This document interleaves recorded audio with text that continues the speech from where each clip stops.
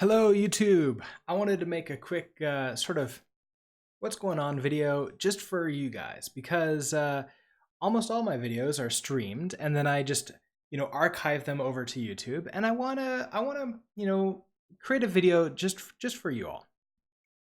Specifically also, I want to sort of talk about my plan that's upcoming because I've noticed a problem. And this problem isn't new. It's something that has been in existence for a long time now.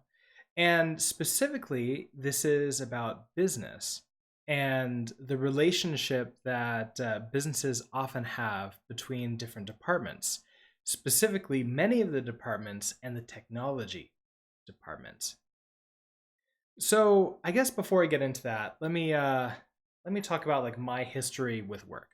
I've worked with almost almost every government type of like not position, but you know general organization. So I've worked for city, local city, county, state, judiciary, federal, and then of course also private companies, so startups that are extremely small, less than 7 people. I think I was employee number 4 at one of the companies before, and my current company is 23 or so people, and I've worked up to private companies that are like 300 in size. And almost every single company and organization that I've worked at has the same problem that I've noticed, which is the business side and the technology side don't seem to get along together. And when things are going well, specifically when a company is very small, it's very easy to align the two ships. So I guess like what I mean, let's switch over to this drawing thing I'm going to try out with a Wacom tablet. So what I mean here is, let's say we have like the ship. This is my terrible drawing of a ship. And it's, I guess I kind of made this going downwards, didn't I? So that's its trail. It's heading down. Well, oftentimes, the technology department, well, of course, starting out when we're very small, they'll also be facing downwards. So they'll be moving along alongside the business. But sometimes what ends up happening is that the business makes a decision. They pivot. They change direction that they're going to go. And so they end up, heading off maybe in that direction. Well, the technology side, because we're not always invited to the table where all these big decisions are being made, not only are we not part of the decision to go in that direction, we sometimes aren't even aware that the company has started to move in that direction. And so we keep on moving our ships in the direction that we thought the company was moving in. Now, this is a problem for a couple of reasons. First and foremost, we're no longer aligned. We are now providing value for a company that no longer needs that specific value anymore, which could be that we're pulling this ship off course. Now, we're not doing it on purpose, but it's a side effect of basically working counter to where we all want to go. Now, the other problem is that if we start receiving orders, so let's say we're heading off in this direction and the business is heading off in this direction. So this is like the tech side, and this is the business. So we're moving in two different directions. Now, when the business gives us, let's say, any kind of like business directive, and this would come in a form of a ticket in our Jira system, or maybe, I don't know, like the CEO coming down and saying like, hey, I would really like you to work on this. Well, because we have our own list of objectives, and we have them sort of, lined out here. We're going to have priorities on them. Well, when something else comes in and it doesn't seem to be lined up with where we're going as a whole, and we even consider these to be business objectives, then we're going to put the new CEO one down here. Now, we may not say that to the CEO. Of course, we're going to say, oh yeah, we'll get right on that. But in truth, we're not going to give it the attention that it deserves. We're going to think, oh man, there we go again. Our CEO is coming in and just giving us more stuff to do that's completely not aligned with where we as a business are actually going. Like, you're going to delay all of this stuff that we're going to do because of this. So we don't really give it the attention that it deserves. Now, it is possible that the CEO isn't actually giving us directives that are aligned, where's my mouse? There it is, with where the business wants to go. But this is the problem. What if the CEO really is giving us business level directions here with this interruption? We don't know, because we still think the business is heading in this direction. And I think this is a big problem, because we aren't, and by we, I'm talking about like us all in the tech side of the organization, aren't necessarily communicating and being communicated to properly that what we think are the business objectives, are they really the business objectives anymore? And then why are they the business objectives? That could be the other side, is maybe we are aligned, but we see, like, we're professional problem solvers. We break things down into small bits that may not be obvious to someone from the outside of our organization of why we broke it down in that way. It's like, oh, well, before we can provide value and build this new feature, we have to refactor the entire application over on the other side. And that's just because we have a lot of technical debt, and our infrastructure is tightly integrated, and we can't really add that in without breaking everything. So I've seen a lot of suggestions for how to fix this, and most of them revolve around just being more aggressive in talking back to the business, being more, getting better managers that will stop the other sides of the business from communicating in. To me, that sounds sort of like if we're in some kind of warfare, and we're just gonna put in our, what is that, the barbed wire?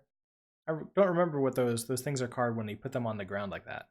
We're just gonna put our barbed wire down, and maybe like a couple fences. We'll have a turret, and someone will man that. Basically, it ends up not looking good for anybody, really. So I want to solve this. And I know this is not an easy problem to solve. If it was, it would have been solved by now. So can I just no saving. I don't need to save that. All right, so what if we learn the business side? And I don't mean just like read some books and do that stuff.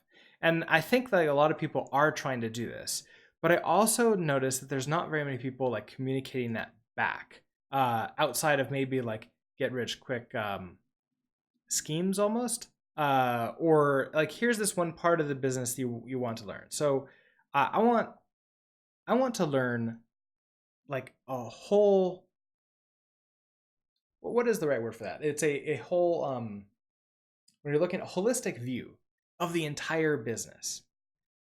And there really isn't any like one source to talk about that. So I went out a couple weeks ago, and I have one mentor, one person that I know who probably has the best holistic view that there possibly can.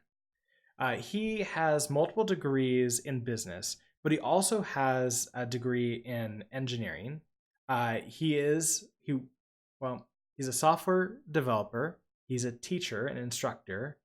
Um, he's he's CEO of I think it's a company. So basically, he's all around. Like he is the perfect uh, person to get advice from in this sense because he is doing what I want to do. He can bridge that gap and talk business, but he can also understand the business, get the seat at the table, and help align all the ships. So I asked him if I wanted to learn a holistic view of how business worked, like all the way from the top to the bottom, where would I start?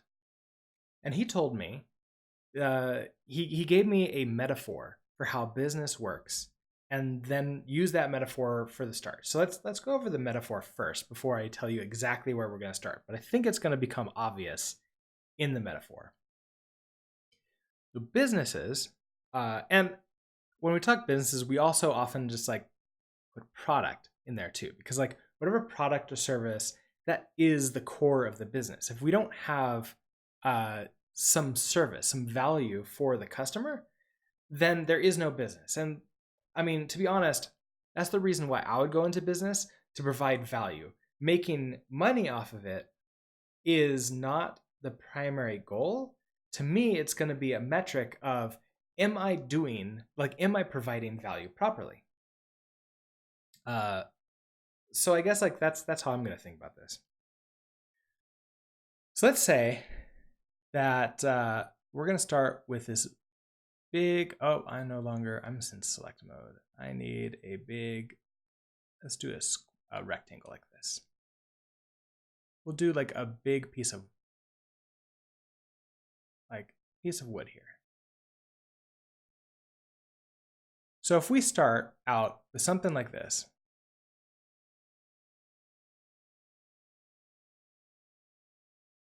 we have this like ceiling. And let's imagine that the ceiling is an infinite plane of all the interests, all the possible products that we could possibly build. Products, services, anything that somebody would be willing to spend money on.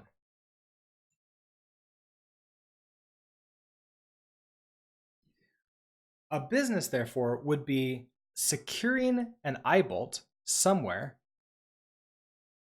Let's make this a little bit bigger. Securing an eye bolt somewhere on here, and then tying, let's use like I don't know, this light brown for it, kind of rope to it. So this rope represents the full business, the product, everything. And up here is what we would call the market. So that's what marketing is all about. Marketing is about like, are we serving the right audience? Is the audience that we want to have, these are our clients? Are they happy with us? Are they the right people? Are we doing the right thing for the right people? Are we screwing over our clients without knowing it? Are we screwing them over on purpose? That's what it is. Do we know our audience, and can we solve whatever problems they have? The rope down is all about how we do that. So we have, this is the market. Maybe up here we'll have something like how we build the market. And then we'll have like maybe ads, like advertising. We can have like construction, surprisingly, comes down here. Now I haven't like gotten this far. I'm still like way at the top part of it, where the market, where this eye bolt is. But this construction side, a lot of CEOs, a lot of people at a company, I notice, will focus a huge amount of time on this construction side. This is where we tech people live. This is building the actual software or hardware or combination of both. The thing is, wherever on this rope we are, if we screw up a very specific spot, so if we screw up and create a huge amount of technical debt and we can't add new features to solve a new problem, then we essentially get some, see if I can create this.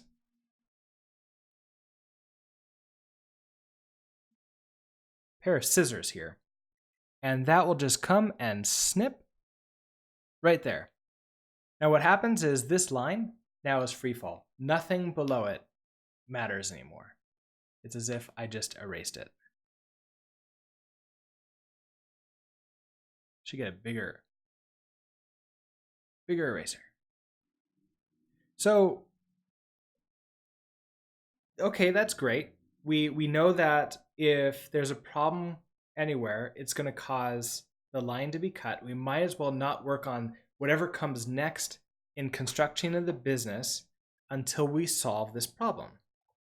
And if the problem really was in the construction side of things, then I think that we could just focus more on how to reduce technical debt, how to not hire superstars that like destroy the morale of the team.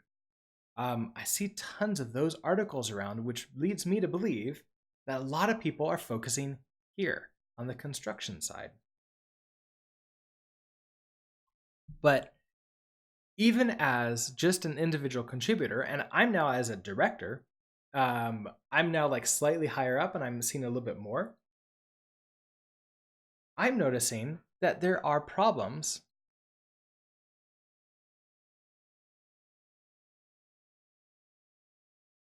up here. So if we have like, these are the things that like technology itself can't necessarily solve. Maybe we can help, but we can only help as individuals. Like we can't help by building something, but we can help by like joining in with the rest of the company. And I mean, as I said before, we are professional problem solvers. If we're invited into the rooms where they say, look, there's a problem, our market has shifted. All of our customers are now going to one of our competitors because they no longer want what we provide. Or maybe our competitor has released something better than we do. But they don't even care about what we do anymore because of some shift. Well, we need to fix this market problem because that rope is going to be snipped off and nothing that we do, no matter how good we make the product, if it's not the right product, it's not going to matter. So this has sort of been a long way of saying that I'm focusing on not just this top part of the rope, I'm focusing on where we put the eye bolt. And I was, so my mentor suggested to me the first book on this journey for learning this like full holistic, I almost said full stack of business is Lean. So there is a book called Lean Business. I actually have a copy of the book on my Kindle. I don't have a physical copy. I'll put a link to the book in the description in case you want to follow along with me. And it talks about lessons that you can take with physical manufacturing and making startups and making products and making sure that you have the right market fit without spending too much money. And that's the lean part of it, is lean and spending, I think. I'm very early on in this book right now. This is also where the term MVP comes from, which, as my mentor suggested, is the bane of many tech people, because we get lots of business leaders who read about MVPs and then want to build an MVP, but they constantly forget that MVP means viable. Like yes, it's minimal, and yes, it's a product, but it has to be viable, meaning that you have to sell it. And that's where this I bolt comes in. If nobody is willing to buy it, then you missed the V. You just made an MP, a minimal product, and that's not worth anything. It's about as much worth as much of an idea is without implementation. So, that being said, what I have decided to do is just start my own little mini business if I can. So I have Brooks Builds as an LLC, and I'm going to create some tutorials. So my first tutorial that I'm going to try as an MVP, I'm just going to randomly throw an iBolt up there, and I'm going to create an introduction to programming with Rust by making games. And so I am going to be like figuring out how that works. I've got a very, very, very basic introduction README up on my GitHub, and I'm going to like try building MVP and seeing how this entire thing works. Anyways, this has been a long video. It's around 20 minutes long, so I figured that's going to be it. I don't really have anything else to say. So if you think this is interesting, if this is something that you want more update videos as I go through this journey, then please leave a comment below and let me know like what part of this journey you're most interested in me sort of going, hearing about. And also, if you decide to go on this journey too, please let me know and we can sort of discuss things together and maybe learn, because as you know, we should never go alone. All right, well, with that, I will switch. I should use my mouse. Switch back to you. And I'll see you guys next time at whatever type of video it is, probably a stream. And have a great day wherever you are. Bye.